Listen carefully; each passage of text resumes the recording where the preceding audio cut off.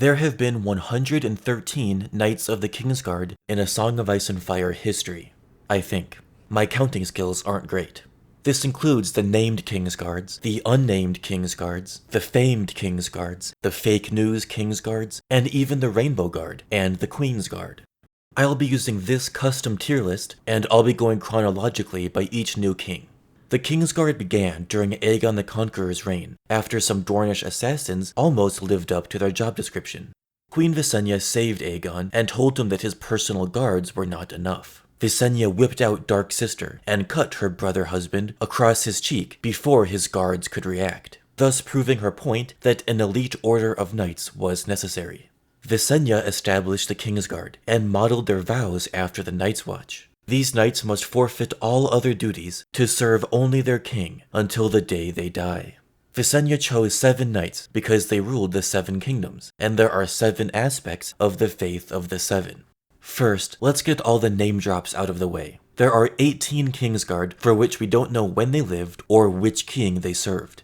In A Feast for Crows Jaime 2, Jaime and Loras Tyrell mention 10 of them. Red Robert Flowers was a bastard from the Reach who made it all the way to Lord Commander of the Kingsguard, meaning he earned every promotion he got. Hall of Very Good. Alan Connington was another Lord Commander, known as the Pale Griffin. Cool nickname, and I sympathize with my melanin-deficient brethren. Solid veteran. Jaime Lannister considers the Demon of Derry to be exalted in fame, along with the Pale Griffin. But the Demon of Derry sounds way cooler, so he goes into the Hall of Very Good with Red Robert.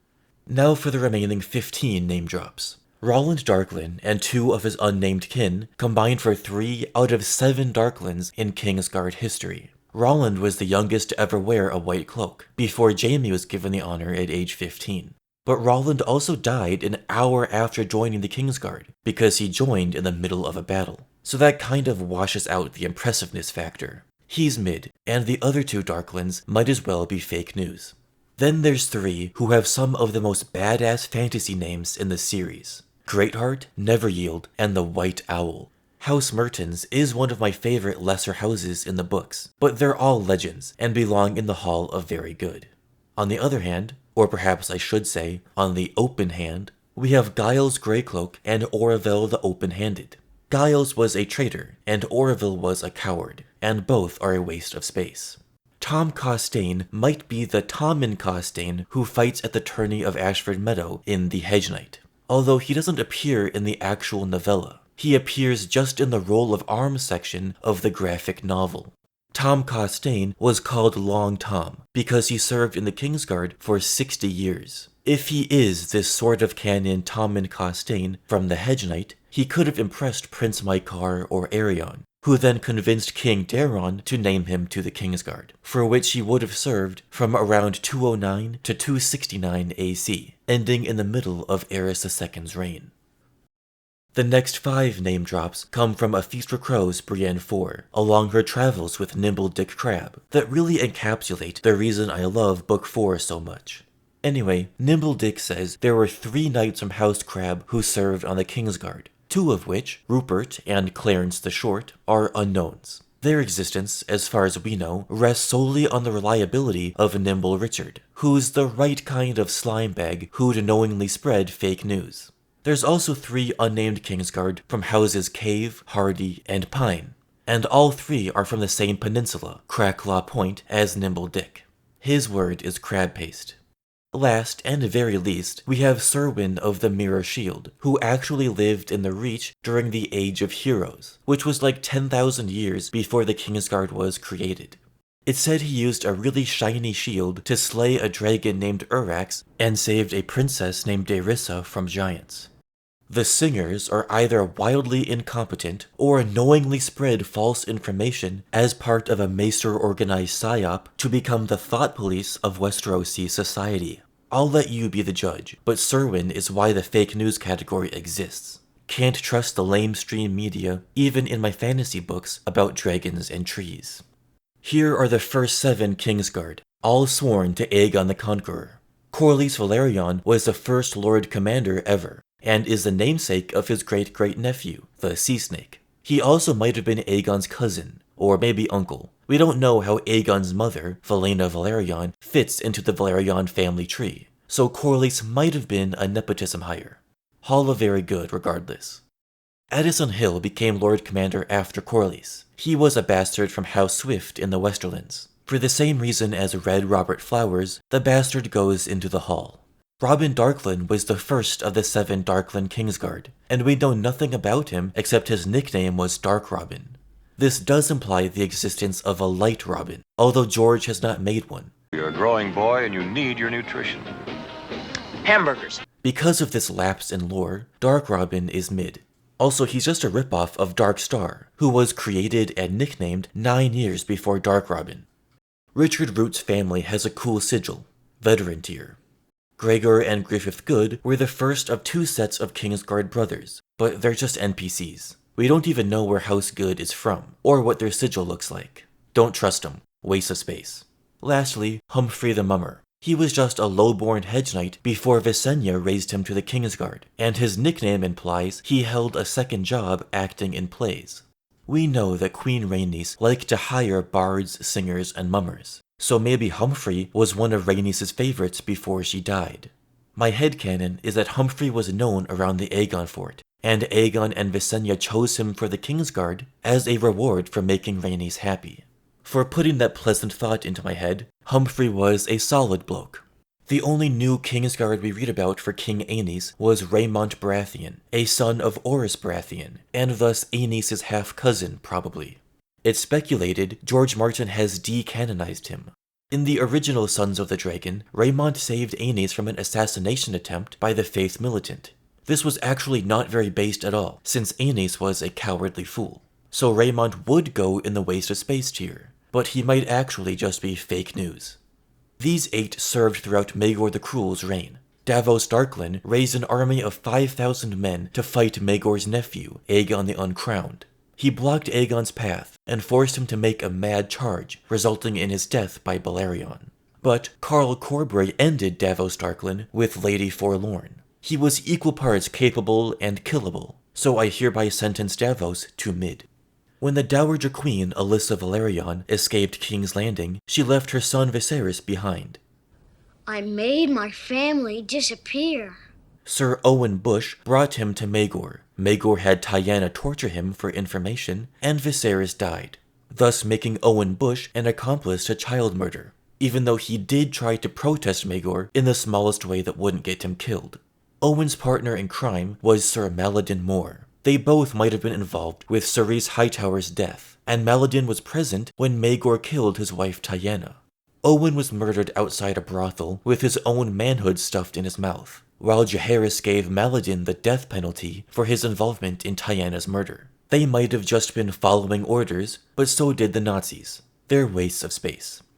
Sick of being accessories to Maegor's cruelty, or perhaps to earn the good grace of the future king, Oliver Bracken and Raymond Mallory defected to Jaehaerys before Maegor's death. But they, along with John Tollett, Simon Crane, and Harrold Langward, were given the same choice, execution or the wall. Harrold Langward took option C, trial by combat, and was promptly ended by Sir Giles Morgan. I kinda feel bad for him, so he gets to be mid.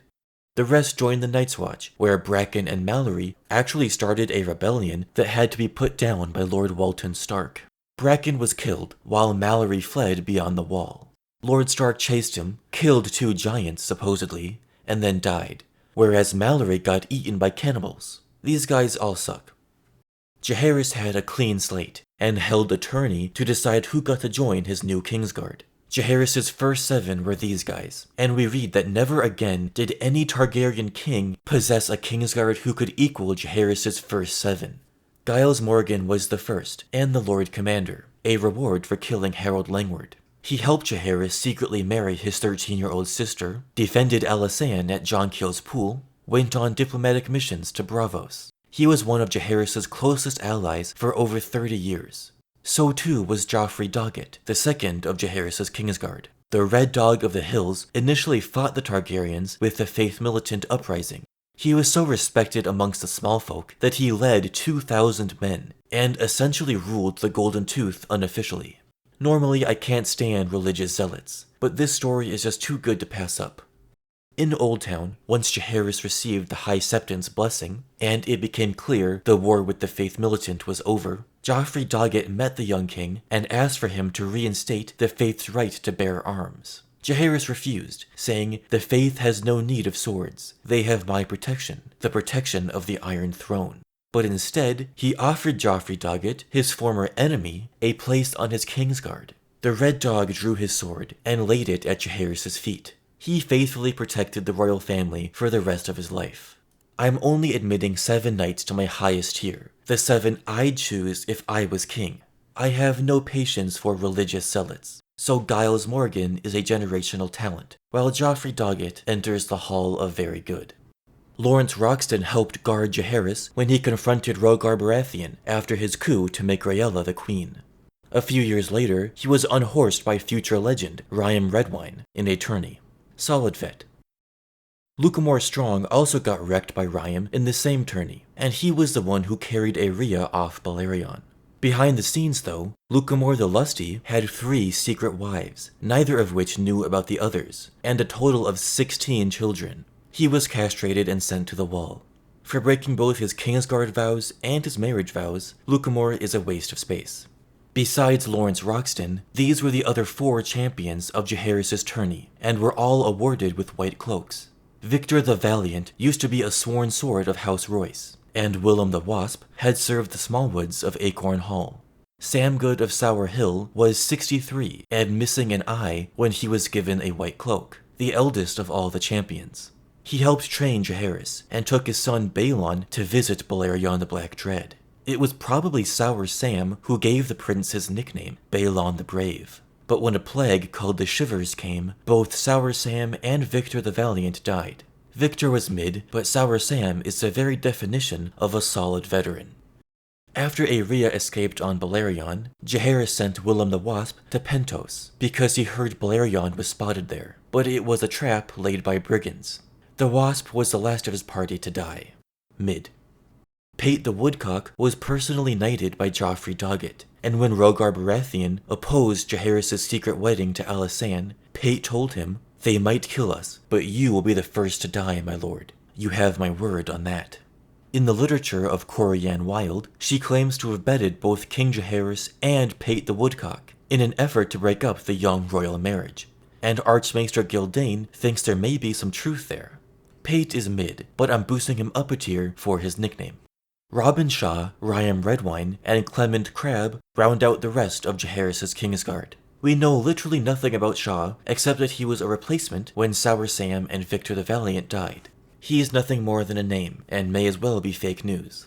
Ryam Redwyne, the sleepy old knight behind Viserys here, was invented all the way back in Book 1, and Pylos calls him the greatest knight of his day. He was very briefly the hand of the king, but was entirely incompetent, and was replaced after less than a year. He could be a generational talent, but we only hear about him winning tourneys, and he was kind of a nepo baby anyways. Hall of Very Good.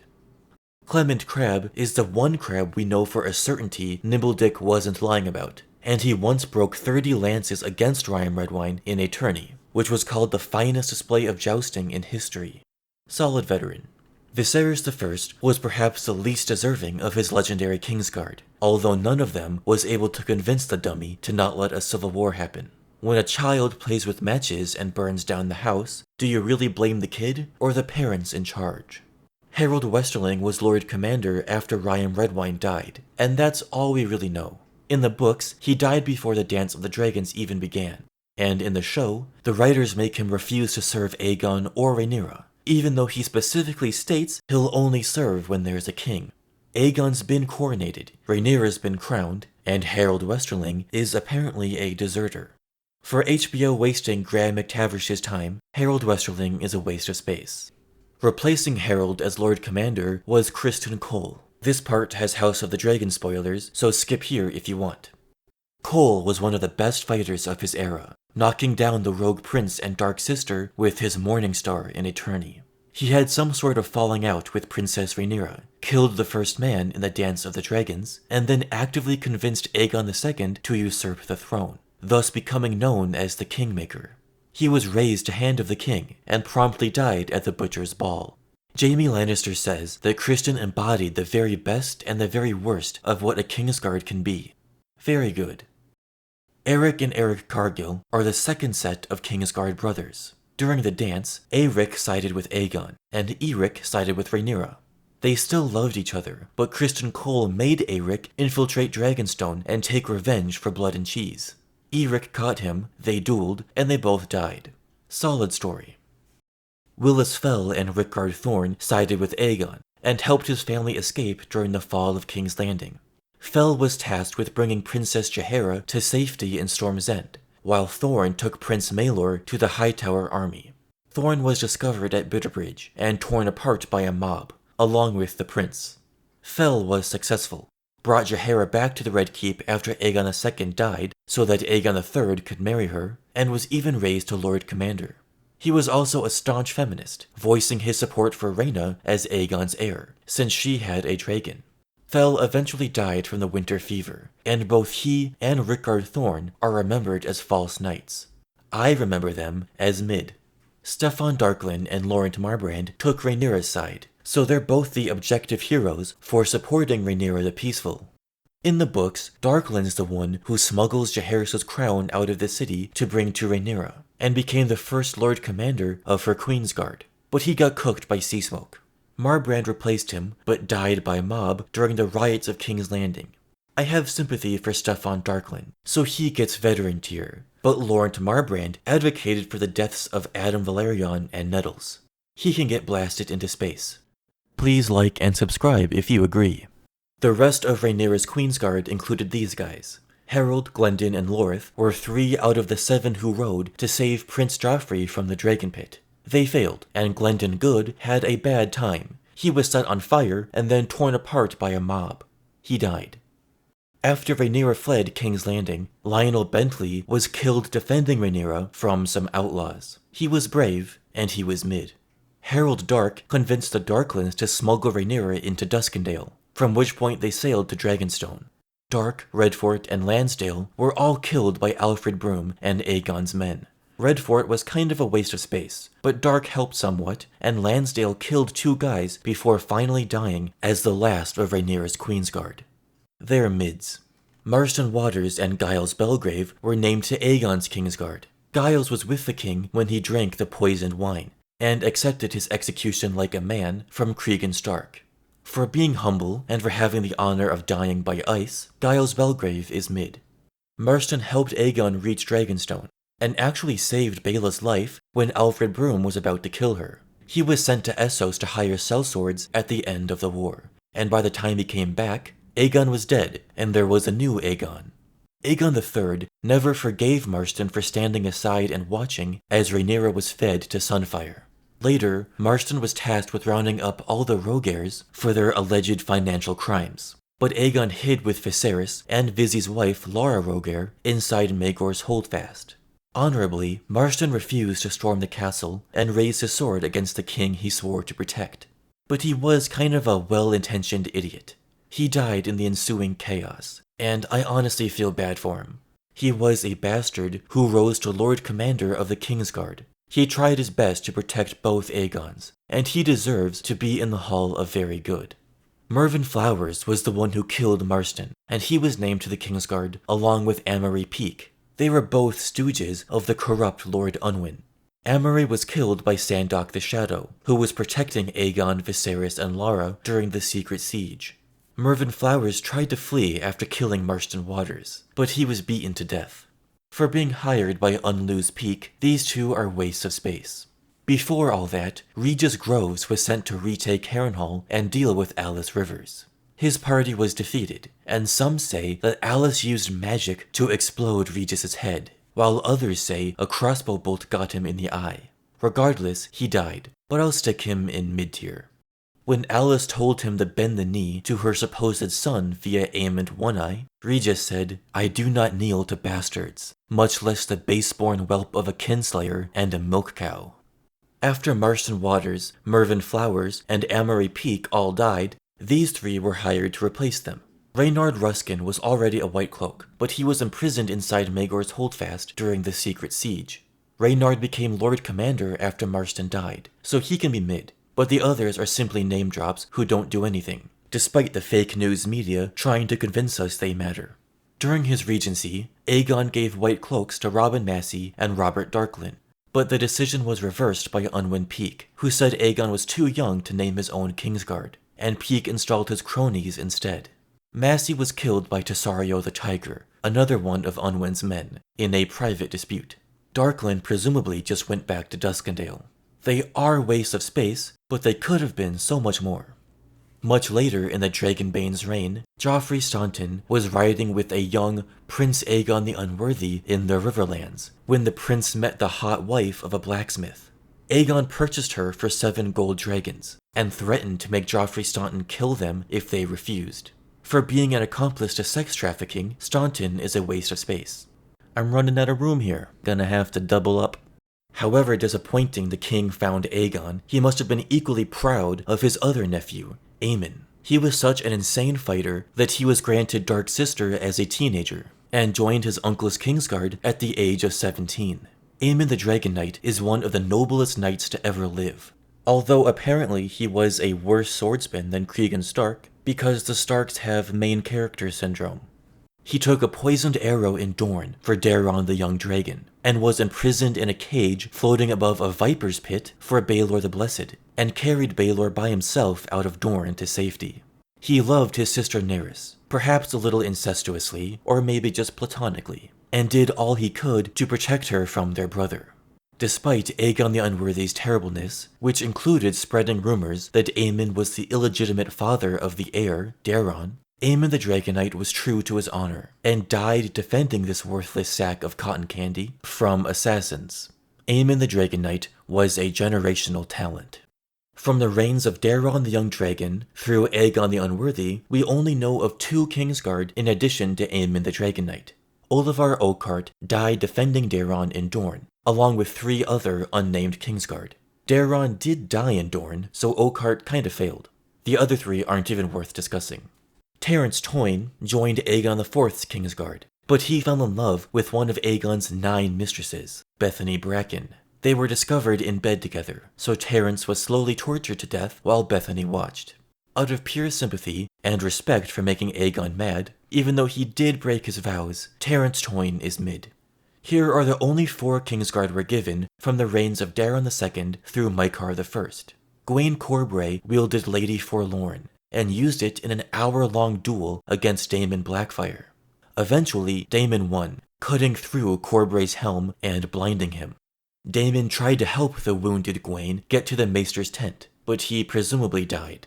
For lasting an hour against Blackfyre, and for wielding Valyrian steel, and for dying to protect his king, Gwaine Corbray goes into the Hall of Very Good. Before the Blackfyre Rebellion, Aegon IV promised Sir Quentyn Ball a place in the Kingsguard once there was an open position. Once there was an opening, Daeron was the king, and he gave a white cloak to Willem Wilde instead. This did contribute to Quentyn siding with the Blackfyres and starting a civil war, but that wasn't Willem's fault. Later, he, Donald of Duskendale, and Roland Craycall were all at the tourney of Ashford in The Hedge Knight. This section will spoil the Hedge Knight HBO adaptation, coming in 2025. They all did their duty and fought for Aerion Brightflame in the Trial of 7 against Dunk, but they all survived. Willem was carried off the field unconscious. Donald and Roland are the only ones for whom we get confirmation that they continued to serve under King Aerys, though Willem probably did too. And Dunk actually meets Roland again in the Mystery Night, when he comes to White Walls with Bloodraven to stop the Second Blackfyre Rebellion. They all seem like top blokes, and they're all solid veterans. The next new Kingsguard we're given is Sir Duncan the Tall, a 6'11" orphan hedge knight from Fleabottom who Aegon V met as a young boy, just before the Ashford tourney. Dunk convinced Egg's father, Prince Maegor, to let Egg squire for him as they traveled Westeros for years. Dunk is humble and a little dumb, repeating the phrase, "Dunk the lunk, thick as a castle wall." But he's also heroic. Dunk risks his own life to punch Aerion Brightflame and save Tanzel, a puppeteer he fancied. We learn that Dunk was absolutely terrible in his youth, running around Fleabottom harassing innocent people until Sir Arlen of Pennytree took him on as his squire. Dunk turned his life around, and essentially raised Aegon into the kind king that he became, and taught Aeg to respect the plight of the small folk. He became Lord Commander of Aegon's Kingsguard, and Aegon even named his firstborn son and heir after him, Duncan the Small Targaryen. Dunk led armies in the Fourth Blackfyre Rebellion, and killed Daemon Blackfyre III.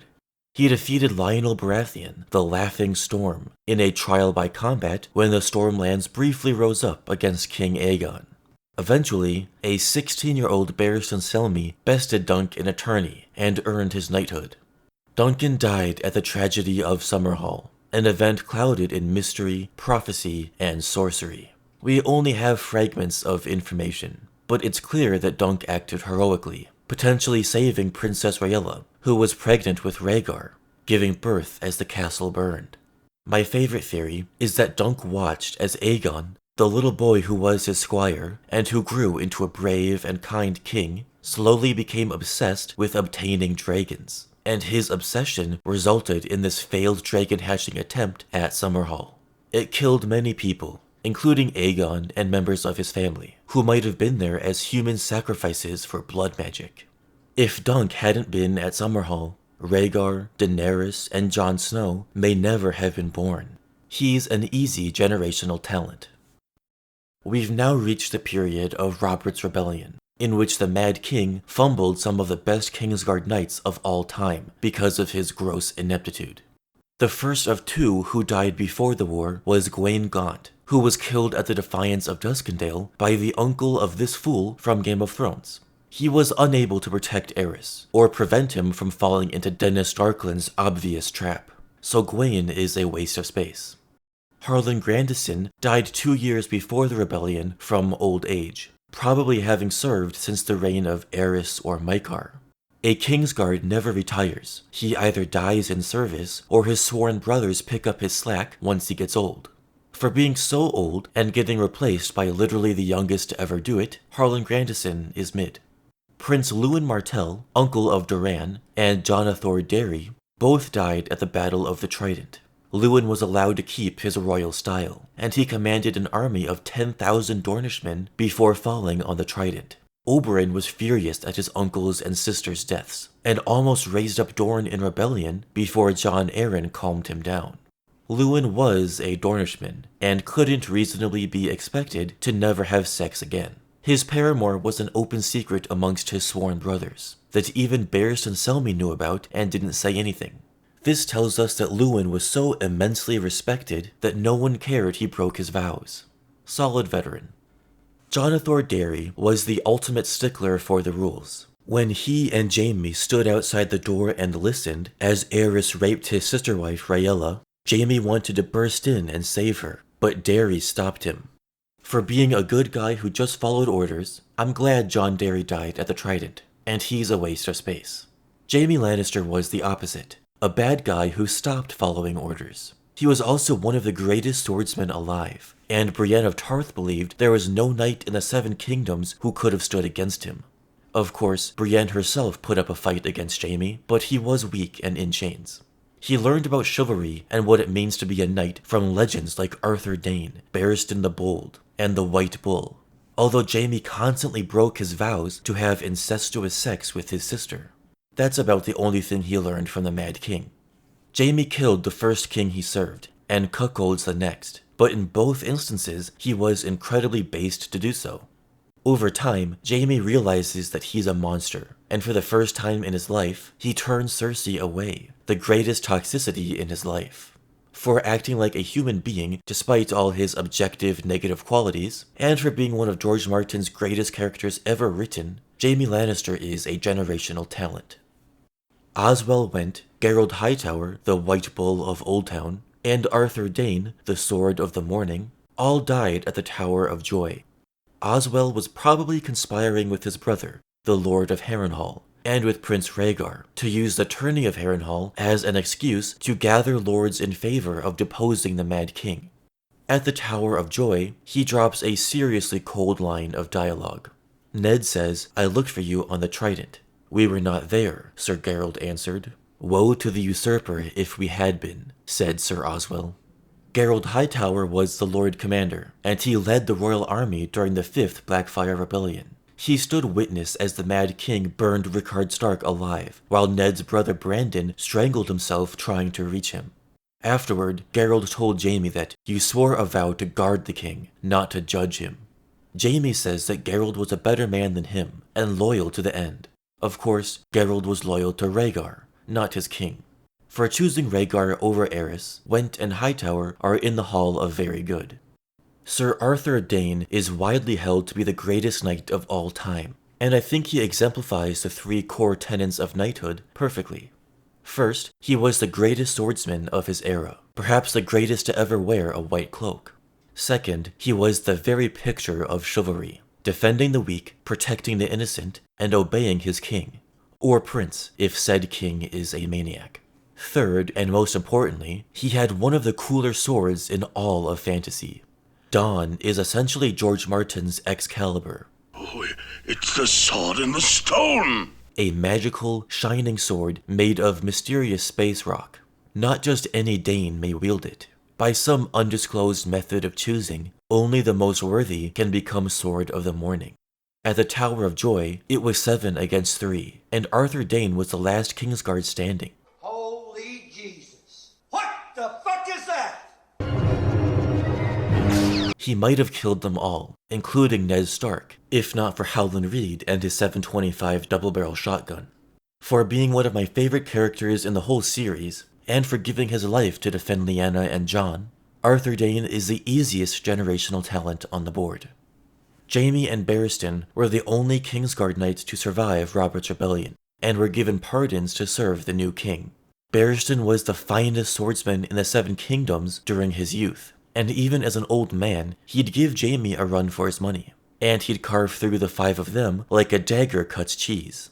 Barristan earned his white cloak after slaying Meleys the Monstrous, the final Blackfyre pretender, during the War of the Ninepenny Kings. His heroism is undeniable, with feats like single-handedly infiltrating Duskendale to rescue his king, and rescuing Lady Swan from the Kingswood Brotherhood. But Barristan had 2 moments in his life in which he could have changed the course of history forever. He wonders if he should have left the Mad King to die in Duskendale, saving dozens of lives and sparing the realm from war. Barristan also lost the tourney of Harrenhal to Rhaegar. Rhaegar then crowned Lyanna Stark the Queen of Love and Beauty. But if Barristan had won, he would have crowned Ashara Dayne, who he was in love with the only way a Kingsguard can be, in silence.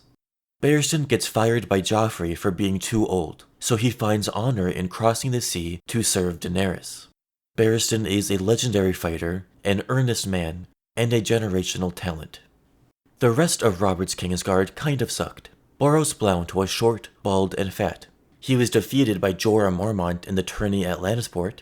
He laughs at Barristan when he gets publicly dismissed. He happily hits Sansa on Joffrey's command, and he frequented brothels on the Street of Silk. Waste of space. Meryn Trant is similarly obedient to the Lannisters, but also a waste of space. He killed Syrio Forel, laughed at Barristan, beat Sansa, and I hope he dies. Mandon Moore is dangerous, but not a leader, and he also laughs at Sir Barristan and beats Sansa. During the riots in King's Landing, Mandon was supposed to guard Sansa, but leaves her behind to guard Joffrey, thus allowing her to almost get killed by the mob. At the Blackwater, Mandon tries to kill Tyrion, but Podrick throws him into the sea. Waste of space, obviously. Preston Greenfield died during that riot. He also laughed at Barristan, beat Sansa, and almost took an arrow to the dick by King Joffrey. Unfortunately, he was fine. Once the mob was done with him, Preston's body was mangled, and I'm glad. Waste of space. Aerys Oakheart also laughed at Sir Barristan, but he did the bare minimum when commanded to beat Sansa. He mildly argued, and then still beat her. Later, he does express remorse for beating her, so that's something. Aerys goes to Dorne to protect Princess Myrcella, where he breaks his vows to have a love affair with Arianne Martell. He then begins LARPing as Criston Cole, the Kingmaker, by participating in Arianne's plot to crown Myrcella and start a war with the Lannisters. So Areo Hota puts him down with his axe. For being an interesting character and making love to a hot woman, Aerys Oakheart is mid. Sandor Clegane briefly joins the Kingsguard after Barry left, and he's the one who saved Sansa from that mob, and gave her a piece of his cloak to cover herself up after his sworn brothers finished beating her. He did desert the Kingsguard during the Blackwater, but he went on to kidnap Arya and tried to return her to the Starks for money. He gets mortally wounded by Lannister men, and Arya leaves him to die beneath a tree. But later we learn that Sandor might have become the Gravedigger, a peaceful novice at the monastery on Quiet Isle. He was a lousy Kingsguard, but a fantastic character, and a solid veteran if there ever was one. Osmund Kettleblack joins the Kingsguard after Boros Blount is briefly imprisoned, and he's kind of awesome. He's nice to Sansa, and he laughs when Tyrion makes fun of Joffrey. But then he also lies about Tyrion during his trial. Later, Cersei makes a false confession to sleeping with Osmund, when really she just banged Osney. So in the Winds of Winter, Osmund can either join the Night's Watch or have a trial by combat. From me, he can have a mid-tier. Balon Swan fought bravely at the Blackwater, and honestly defended Tyrion during his trial, and Jaime thinks he's a worthy Kingsguard. He became the personal guard for King Tommen until Cersei sent him to Dorne in a secret scheme to bring back Myrcella, and to get a bunch of Dornishmen killed. Doran Martell figures out the plan, and instead convinces Balon to try to capture Darkstar. We'll see that in the Winds of Winter, and you will see me rank Balon Swan as a solid veteran, even though he's only done the job for a few years. Rounding out the Baratheon Kingsguard, we have Loras Tyrell and Robert Strong. Loras initially joined Renly's Rainbow Guard, but bent the knee to Joffrey. He beat Jaime Lannister in a joust, and Jaime thinks Loras is a young version of himself. After Renly's death, Loras murdered 3 innocent guards in a blind rage, but he bravely leads the assault on Dragonstone in Book 4, where he ends up with an injury of unconfirmed severity. He might die, he'll probably live, and he'll definitely be ranked mid for now. Robert Strong is, in all likelihood, the reanimated corpse of Gregor Clegane. He's Qyburn and Cersei's creature through and through, and is going to be Cersei's champion in her upcoming trial by combat. He's actually a pretty important character, but he's not who he says he is. In fact, he doesn't say anything at all. Robert Strong is fake news. You might be thinking, thank the gods, the video is finally over. Or just, thank God, if you're a true servant of R'hllor. But no, because I'm also going to rank the rest of Renly's short-lived Rainbow Guard, as well as Dany's Queensguard in the east. Robar Royce and Aemon Cui were murdered by Loras Tyrell after being framed for Renly's murder, that actually came at the hands of shadow baby Stannis, birthed from Melisandre's womb. Royce's brother was Waymar Royce, the Night's Watchman who dies to begin the entire series. Robar the Red wears blood-red armor to go along with his rainbow cloak, because George Martin wanted to be really subtle about Renly's homosexuality. Aemon the Yellow wore yellow armor. Aemon is a waste of space for trying to kill Brienne, and Robar is a solid veteran for believing Catelyn. Bryce the Orange, Gaiard the Green, and Parmin the Purple all defect to Stannis once Renly dies. Bryce and Gaiard are essentially the same character, except Morgan played the harp. He gets to be mid, and Bryce is a waste of space. Parmesan Crane escapes Loras Tyrell's rampage, but ends up in the dungeons of Highgarden after Loras captures him. His relative, Vortimor Crane, is the master-at-arms of Highgarden, so maybe he'll break Parmin out of prison and he'll join young Griff's Kingsguard, or something. George is planning stuff for Highgarden, and I'm planning to rank Parmin as mid. The final member of Renly's guard was Brienne the Blue. Brienne is arguably the heart and soul of A Song of Ice and Fire, the character who represents true heroism with no strings attached. Bullied all throughout her life, hopelessly in love with her king. A shining example of honor for Jaime to aspire to. She's no longer a Kingsguard, instead devoting her life to fulfilling her promise to Catelyn Stark.